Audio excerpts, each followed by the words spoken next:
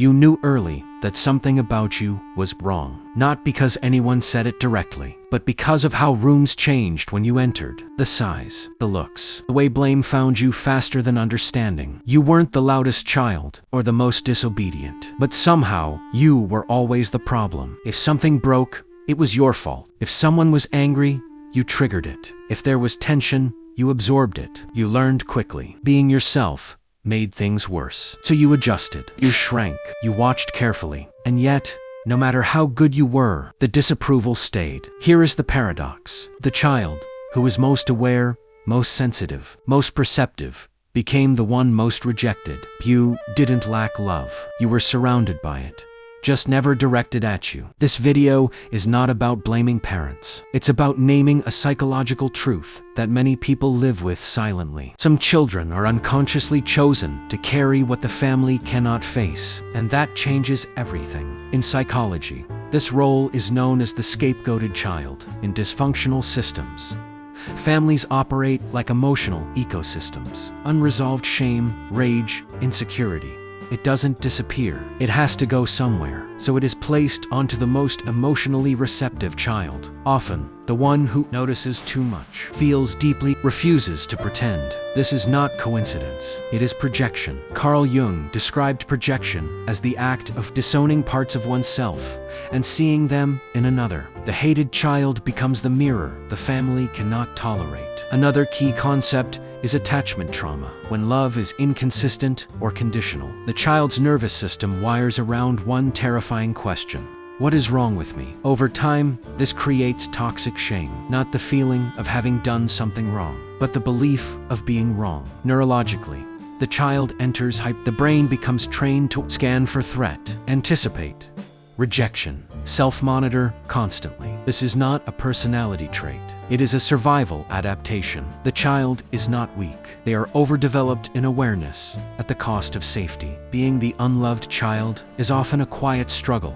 a subtle ache that seeps into your very core. It's not the loud cries for attention, but the silent whispers of disconnection, leaving you questioning your worth, even in the company of others. You start to doubt your own feelings, as if existing itself is an offense. Philosopher Søren Kierkegaard once said, "The most painful state of being is remembering the future, particularly the one you'll never have." For the unloved child, that future is painted with strokes of love and acceptance, yet it remains just out of reach. Instead, you internalize the notion that love must be earned, and that showing your true self might invite danger. You learn to mask your emotions, your anger, your needs, your authentic self, trading them for survival. The deepest sorrow lies in the realization that you may never uncover the person you could have become, unshackled from the chains of rejection. As adulthood approaches, the wounds of your past morph into chronic self-doubt, leaving you feeling unworthy despite your achievements. You find yourself over-explaining, as if you're always under a microscope.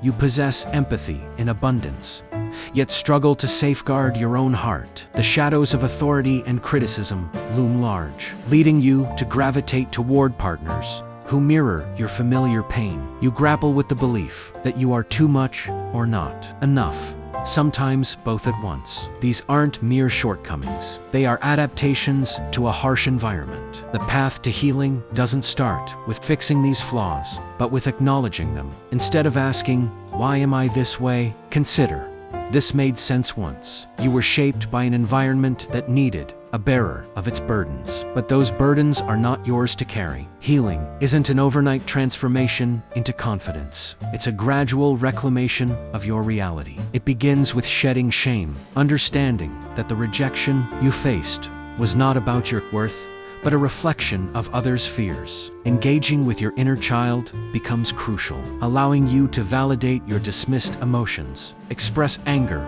without guilt, and protect yourself.